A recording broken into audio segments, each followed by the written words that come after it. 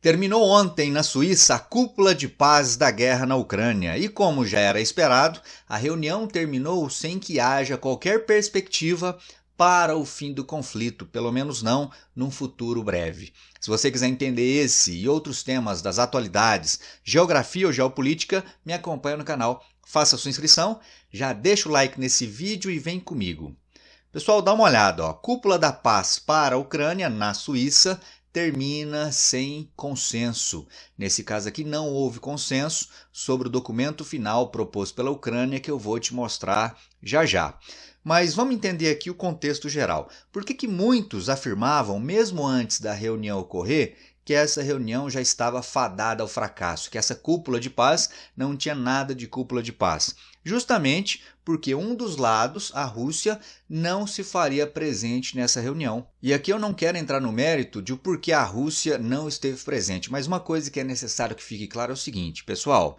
Gostemos ou não dos ucranianos, gostemos ou não dos russos, o fato é que existe uma guerra que envolve os dois lados. Então, é impossível chegar-se a um acordo de paz sem que os dois lados estejam negociando esse acordo de paz. Nessa reunião, por exemplo, esteve só um lado presente. Então, é lógico que seria pouco frutífero propor qualquer coisa sem que o outro lado estivesse presente concordando ou não em relação aos pontos presentes nessa proposta. Então lembre-se, só é possível estabelecer acordo de paz se os dois lados negociarem, ou então se um dos dois lados for derrotado. Aí aquele lado que for o vencedor, ele impõe a sua vontade sobre o outro que perdeu o conflito. Só que, em relação a esse conflito, não parece, pelo menos não no cenário atual, que haja qualquer perspectiva aí no futuro próximo de que um dos lados perca a guerra. Ou seja, o conflito tende a se prolongar no tempo, pelo menos enquanto os ucranianos estiverem recebendo apoio de países aliados e, do outro lado, a Rússia continuar mantendo aí a sua força minimamente capaz de controlar os territórios já ocupados e, eventualmente, fazer uma ou outra expansão sobre o território ucraniano. Então, sob essa perspectiva, é possível sim falarmos que a cúpula de paz foi um fracasso. Serviu, talvez, no máximo, para reforçar quais são os países que estão do lado da Ucrânia e quais são os países que não estão do lado da Ucrânia. Entre os pontos propostos pelos ucranianos para pôr fim à guerra, estão alguns que eu quero comentar com você aqui. Por exemplo, a Ucrânia exige a saída de todas as forças russas dos territórios já ocupados, que inclui basicamente o território da Crimeia, aqui ao sul, ocupado desde 2014, e também essas 4 províncias aqui no leste, Lugansk, Donetsk, Zaporizhzhia e Kherson. Então a Ucrânia exige que a Rússia retire suas tropas desses territórios, o que é uma proposta que vai contra uma outra proposta que Vladimir Putin havia apresentado na sexta-feira. Putin, para que haja o fim da guerra, exige que a Ucrânia aceite perder esses territórios, ou seja, Putin, de maneira contrária aos ucranianos, exige que as tropas ucranianas retirem-se integralmente desses territórios. Vamos mais, quais outras propostas presentes nesse plano ucraniano? Garantia da integridade territorial da Ucrânia, ou seja, além de a Rússia se retirar, a Rússia precisa se comprometer também a respeitar a integridade do território da Ucrânia, ou seja, se comprometer a nunca mais violar essas fronteiras, nunca mais a invadir essas fronteiras. Garantia da exportação de grãos ucranianos pelo Mar Negro. Está aí um ponto muito importante para a sustentação da economia ucraniana. Boa parte das receitas obtidas pela Ucrânia vem justamente da exportação de grãos produzidos no país. E esses grãos são exportados a partir de portos presentes aqui no sul do país. Boa parte desses portos, ou do acesso ao Mar Negro e ao Mar de Azov, já estão comprometidos, porque parte dessas localidades estão sendo controladas pela Rússia. Então, quando a Ucrânia exige a retirada das tropas ucranianas dessas regiões, automaticamente entende-se que a Ucrânia voltaria a ter o controle sobre essas áreas para continuar exportando esses grãos. Além disso, exige-se a punição internacional a crimes de guerra cometidos pela Rússia. Inclusive, Vladimir Putin, no começo do ano passado, ele já foi acusado pelo Tribunal Penal Internacional de ter cometido crimes de guerra nesse conflito. Tanto é que existe aí um mandado de prisão contra ele em desfavor de Vladimir Putin. Se ele visitar determinados países, ele pode sim receber voz de prisão, justamente por conta dessas acusações aí de crimes de guerra. Exigência por parte dos ucranianos de repatriação de prisioneiros de guerra, ou seja, soldados ucranianos que estão sendo mantidos presos na Rússia, e também a libertação de crianças que foram levadas para o território russo.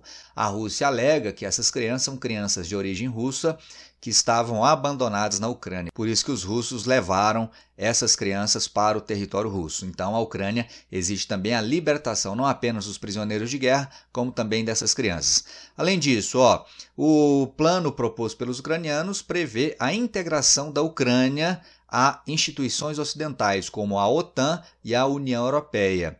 Esse ponto aqui também ele é totalmente contrário à proposta apresentada pelo Putin na sexta-feira. Vladimir Putin exige que, na proposta de paz dos russos, os ucranianos se comprometam a não ingressar tanto na OTAN como também na União Europeia. Então aí um ponto de divergência que mostra, mais uma vez, que está longe de haver um consenso sobre um acordo de paz entre os países. E quando tudo isso fosse aceito pelos russos, aí sim haveria a assinatura de um tratado de paz. Qual a chance de os russos aceitarem essas propostas aqui, pessoal? É zero. Da mesma maneira que é zero a chance de os ucranianos aceitarem a proposta feita por Vladimir Putin na sexta-feira. Caso você não tenha visto, dá uma olhada no meu vídeo anterior aí que eu comentei sobre o plano ou a proposta de plano de paz dos russos na sexta-feira. Aqui, nessa tela, aparece a listagem de todos os países presentes na reunião que assinaram essa proposta de paz. Só para contextualizar mais uma vez, foram convidados mais de 160 países para participarem dessa cúpula. De todos os mais de 160 convidados, apenas 92 se fizeram presentes. Desses 92 que se fizeram presentes, cerca de 80 assinaram o documento. Aqui justamente a listagem de todos esses países. Quero comentar sobre dois em especial. Aqui a presença do Chile, que foi um dos representantes sul-americanos, lembrando que o Brasil não esteve presente, pelo menos não com um representante do alto escalão do governo brasileiro. O governo brasileiro enviou apenas uma embaixadora para que participasse como ouvinte. Então o Brasil sequer se posicionou contrário ou favorável a esse documento especificamente. É como se o Brasil sequer tivesse participado da reunião. Mas entre os participantes estava o Chile. Por que eu destaco o Chile? Porque o Chile é atualmente governado por um presidente de centro-esquerda, o Gabriel Boric. E aí, diferentemente do posicionamento de outros governos de esquerda mundo afora, ele especificamente posicionou-se a favor dessa proposta.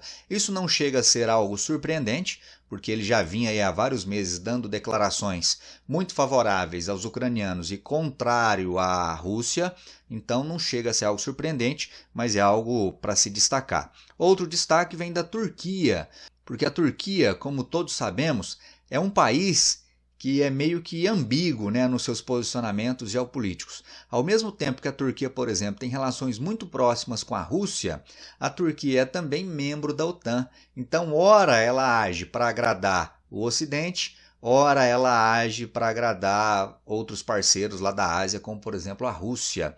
Então, nesse caso aqui especificamente, a Turquia se posicionou favoravelmente a esse documento, a essa proposta de paz apresentada pelos ucranianos. Mas lembrando sempre que a Turquia é muito próxima politicamente de Vladimir Putin. Isso se dá também por uma dependência econômica de um país em relação ao outro. Por exemplo, a Turquia depende muito da compra de gás natural dos russos e os russos dependem muito da venda desse gás para os turcos. Então essa é, por exemplo, uma das razões que fazem com que a Turquia e a Rússia tenham aí essa proximidade, ao mesmo tempo que a Turquia também tem muitos vínculos com o Ocidente. Beleza, isso aí. Entre os países que estiveram presentes na reunião e rejeitaram o documento, que é a minoria, um número bem menor de países comparado aos que aprovaram, estão, por exemplo, a Índia, a Arábia Saudita, que são dois membros do BRICS, por exemplo, muito aliados aos interesses russos e chinês. A China, que, repito e reafirmo, não esteve presente. Foi contrário também o México, que apesar de ser um histórico aliado dos Estados Unidos, é um governo ou é um país atualmente governado pela esquerda. A África do Sul, que também é membro dos BRICS, assim como os Emirados Árabes Unidos, membro dos BRICS, um dos países aí aceito pelo grupo, além de Tailândia, Armênia, Bahrein, Colômbia, que assim como o México, apesar de historicamente ser muito vinculado aos Estados Unidos, é também atualmente governada por um presidente de centro-esquerda, além de Indonésia, Jordânia e Líbia. Então assim, pessoal, dos países lá presentes, a imensa maioria, quase que a totalidade, votou favoravelmente ao texto. Por outro lado, países muito importantes sequer estiveram presentes na reunião, como a própria Rússia, lado envolvido diretamente no conflito, a China e até mesmo o Brasil. Tranquilo isso aí? E aí a Rússia se manifestou em relação a essa reunião. Dá uma olhada, Kremlin minimiza resultado de cúpula sobre guerra na Ucrânia. Hoje, na segunda-feira, o Dmitry Peskov, ele se manifestou, dá uma olhada no que ele falou. Muitos deles, aqui ele está fazendo referência aos países que estiveram lá nessa reunião na Suíça. E esse foi um ponto de vista comum sobre o evento, confirmaram, ou seja, muitos desses países confirmaram sua compreensão da ausência de perspectivas para quaisquer discussões sérias e substanciais sem a presença do nosso país. Se falarmos sobre a eficácia geral dessa reunião, ela é próxima de zero, disse aí o Dmitry Peskov, que é assessor da presidência russa.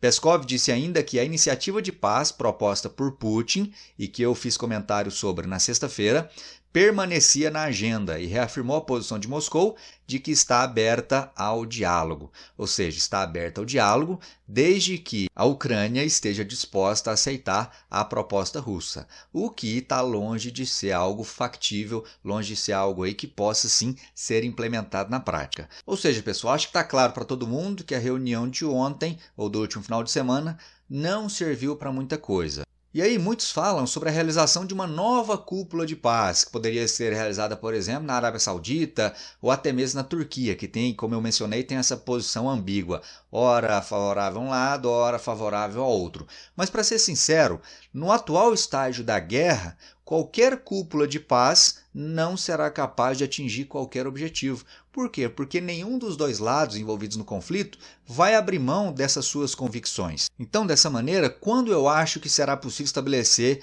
um acordo de paz entre os países? Quando um dos dois lados estiver muito fragilizado.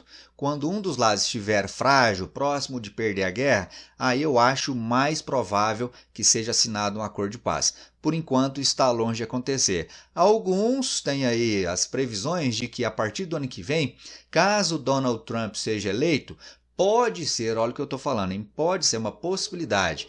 É possível que numa eleição do Trump ele diminua ou cesse a ajuda internacional à Ucrânia e aí não teria outro desfecho para os ucranianos que não o de se renderem, de aceitarem alguma proposta vinda da Rússia. Mas enquanto isso não ocorre, eu não vislumbro num futuro próximo o fim desse conflito. Mas eu quero saber o que você pensa sobre isso. Deixa aí nos comentários sua opinião. Se gostou desse vídeo, deixa o like. Se não gostou, deixa o dislike. E te espero no próximo. Um forte abraço e até lá. Valeu!